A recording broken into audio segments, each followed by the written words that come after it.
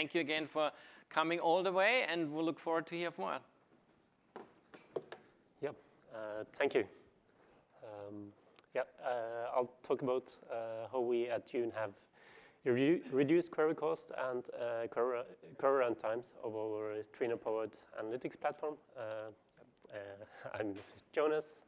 I'm a software engineer at Dune Analytics, where I use Trino to build a data platform. Prior to that, I was at another company building a time series database, and prior to that, I did a PhD in mathematics. So before we get started,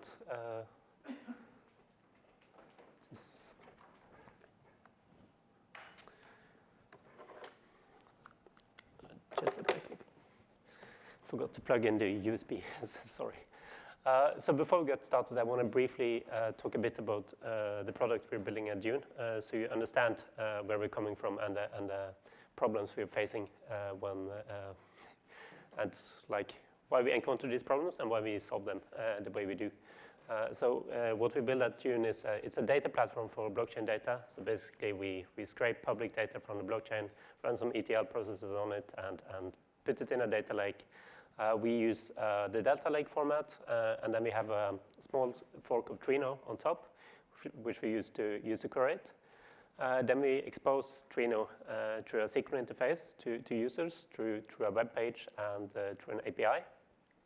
So you can think of it kind of like a Metabase or Apache superset, which anyone can use.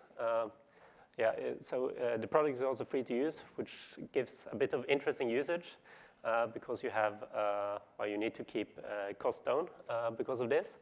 And also you get a lot of inexperienced SQL users who write some interesting SQL at times.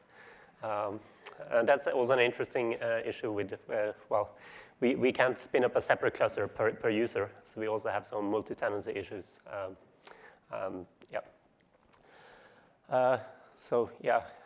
Here you see some example of what people build on the platform. You can kind of think of it as like a shared Apache superset instance for all the crypto companies out there, because all the data is public. But enough about that. Let's jump onto the problems and what we have been doing to especially keep costs under control and keep our query performance up while having multi-tenancy. So I'll speak about two items today in the interest of time. So first, file system caching with Alluxio is a feature we recently worked on, and which together with Alluxio it could merge into Trino.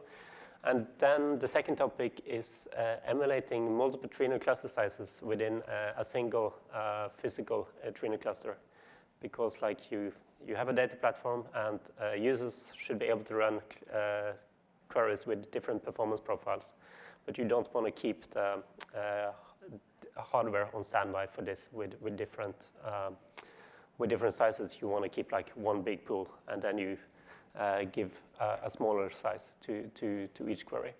Yeah. But first, file system caching. What happens when you do like a select star from some table? While the query goes to the coordinator, it analyzes and plans the query. It figures out it needs to do a table scan.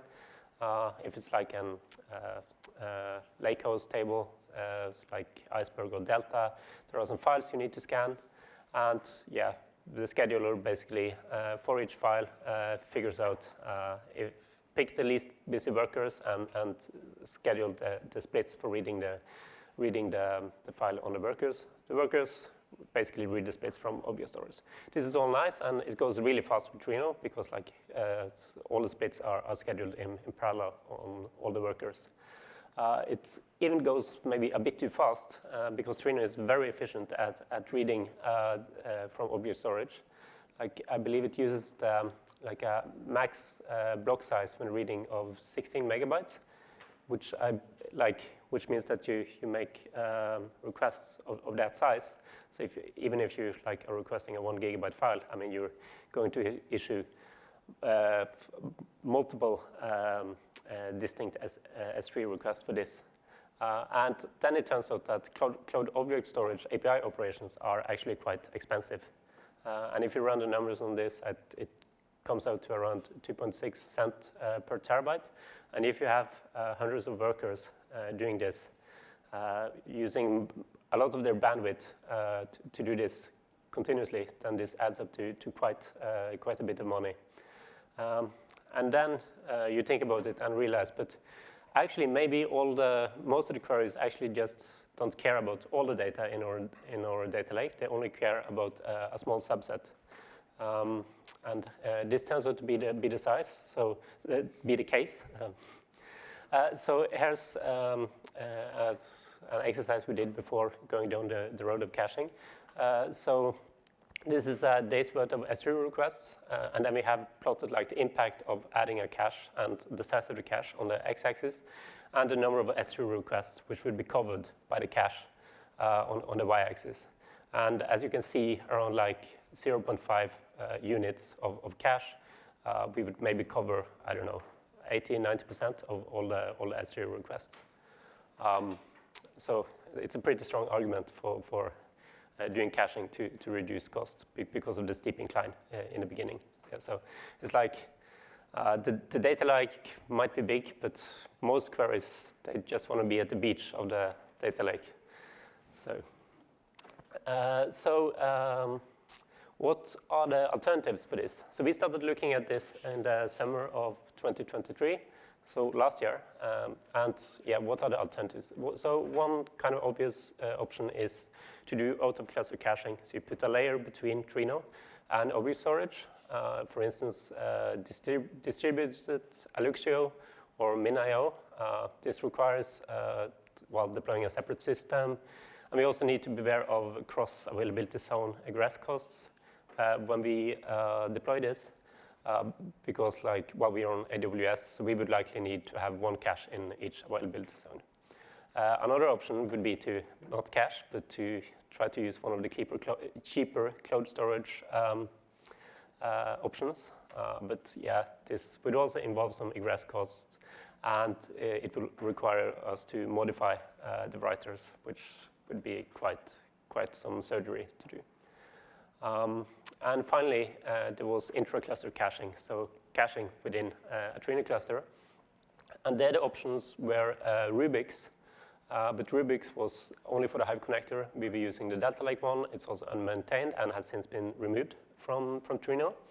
And there was Alluxio's talk at TrinoFest last year, where they described how it could be done, and they had an experimental PR, which was work in progress on how to do this.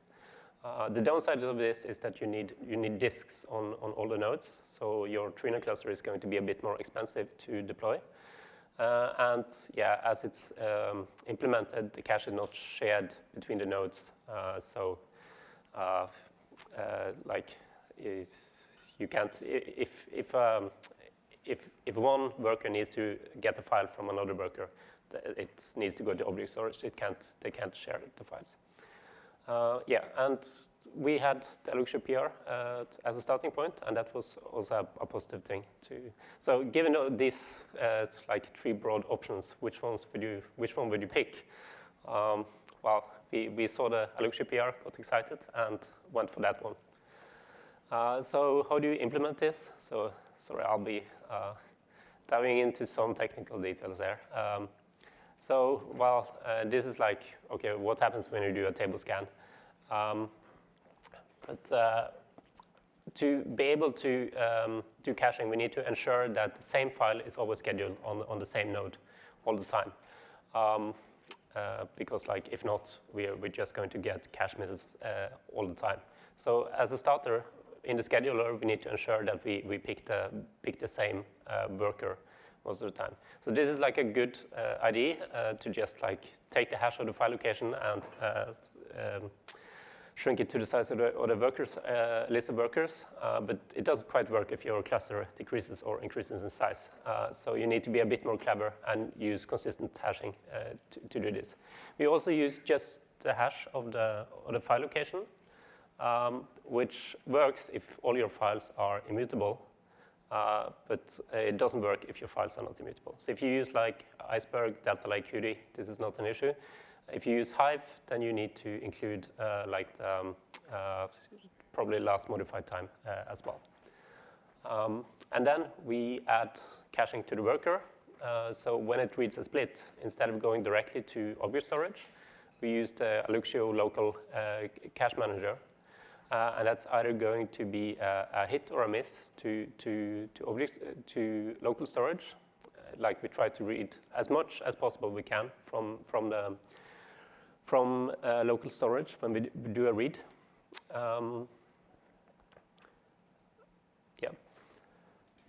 And yeah, the Aluxio local cache manager, well, it handles most of the stuff we need to think about when caching. It handles the like eviction, and it's also has an off-heap cache, so you don't really need to think about garbage collection and so on.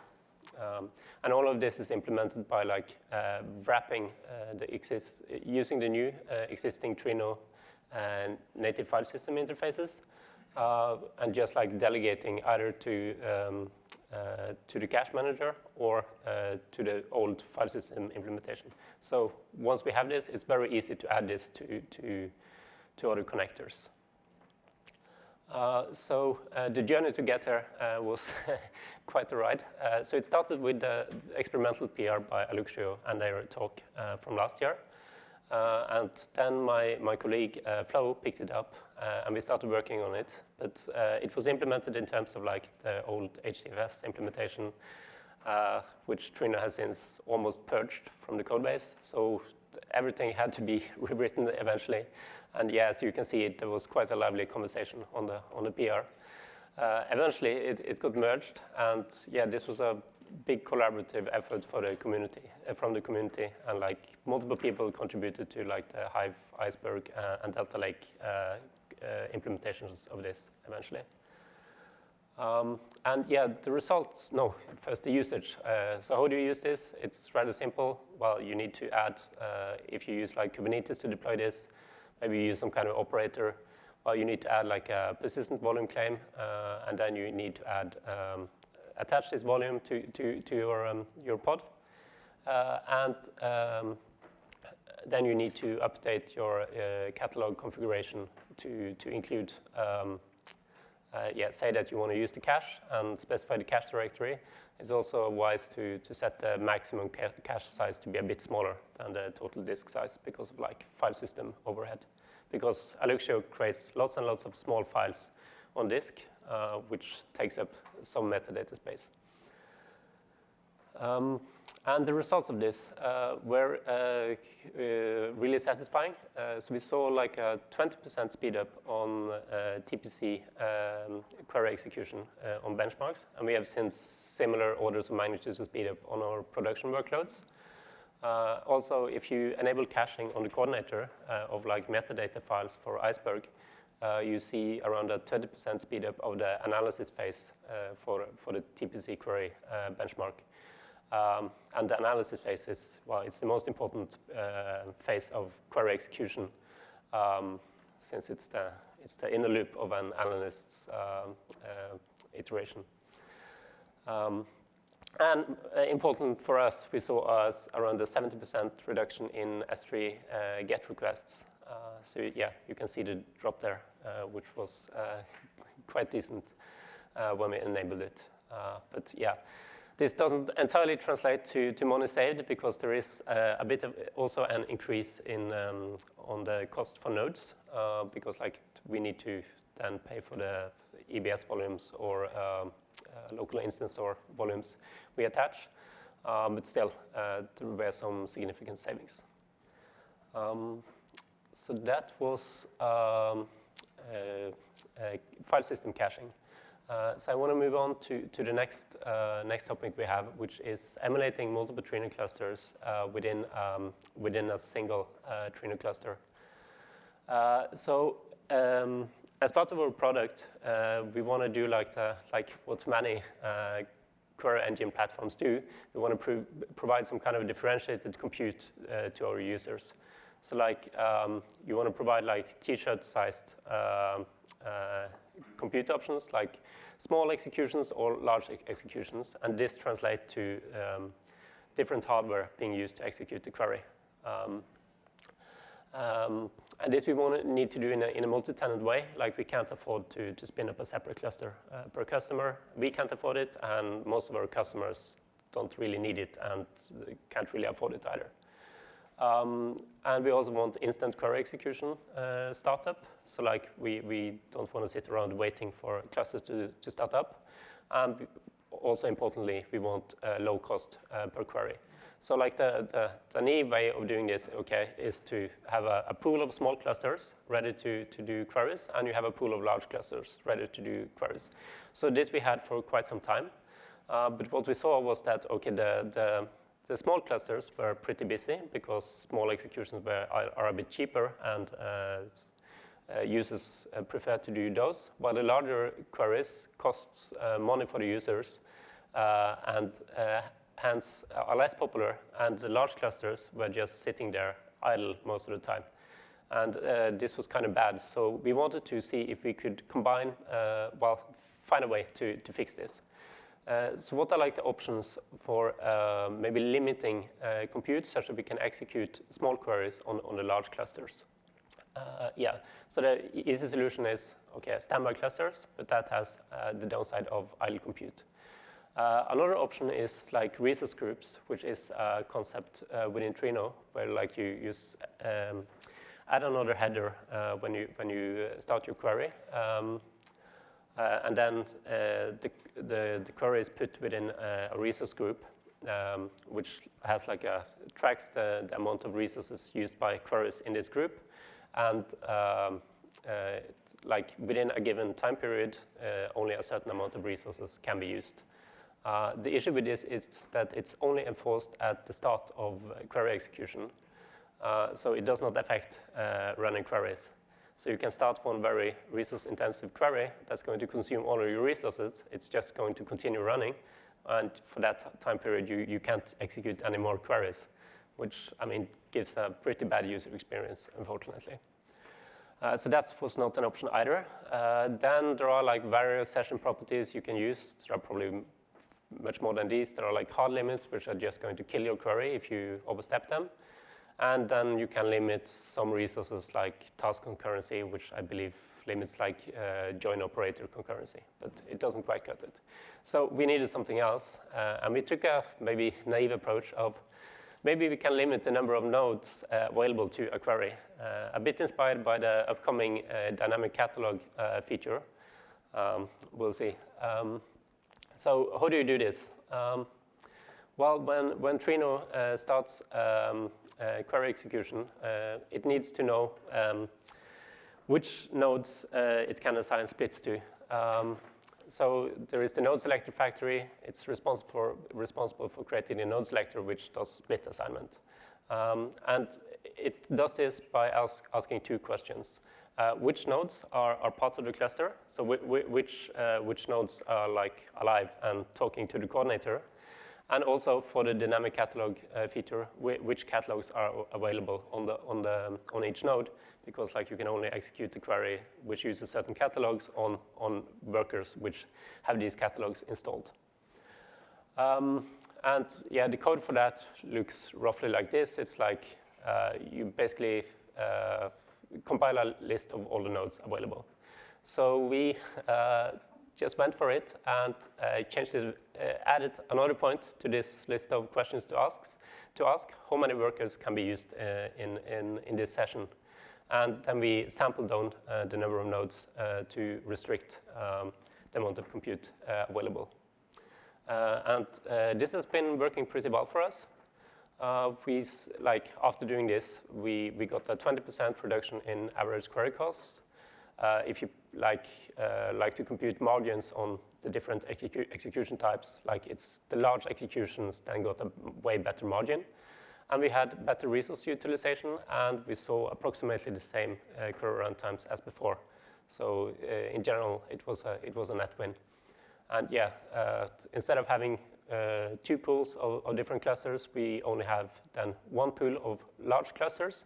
And when executing a query, we set additional session properties. And yeah, that's what I wanted to cover. Thank you for the attention. I also want to say thank you to the Dune team, which has helped build many of these features, and also to the Trino maintainers and contributors for making such a great database. Yeah. And, let's give Jonas a round of applause.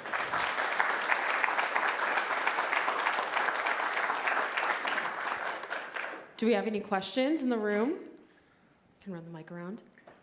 Yeah, no, thank you again, Jonas. That was super interesting to see, and also thank you for all the contributions on getting the file system caching in. And I think that's a very cool hack that we might need to consider to, like, think about that in the usage of like having a multi-tenant kind of thing is definitely something that shows up pretty regularly at these events as well for some reason.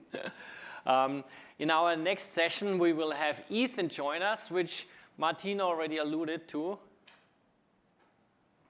Yeah. Martin already alluded to in with regards to Hudi, but you are on Delta Lake, so maybe there's some questions from people using the Delta Lake connector and like their experience with it or anything else. Hi, great talk, by the way. If I'm running Trino on AWS EMR, how would I go about getting the disks, the hard disks and such, to try to enable this type of functionality? Does anybody in the room know if that's an available thing?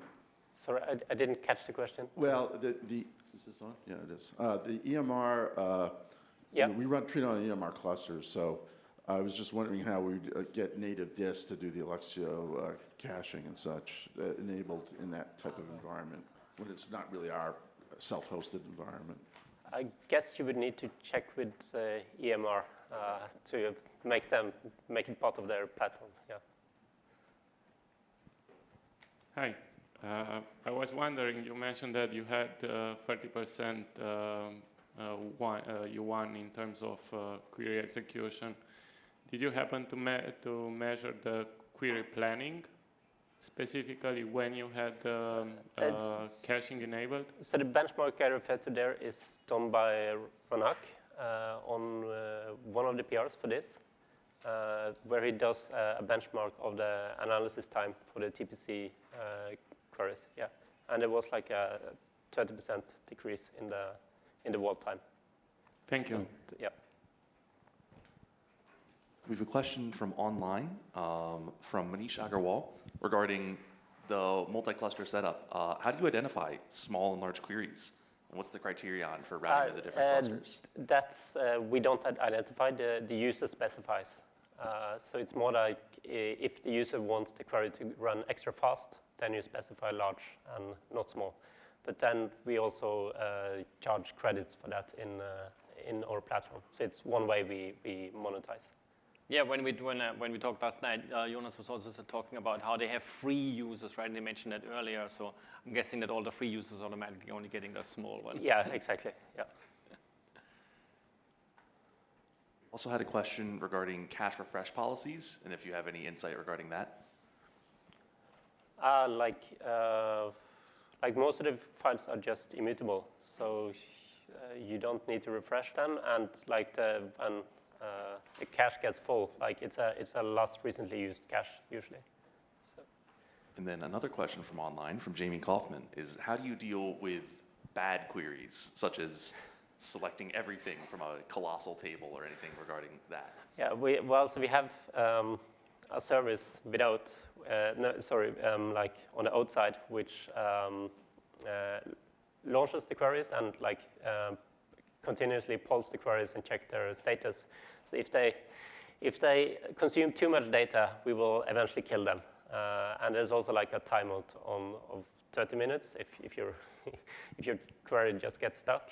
But yeah, bad queries is hard to identify and definitely an issue. We have a question from the room. Following up on the question about caching, so the results you shared about the iceberg metadata caching, pretty interesting.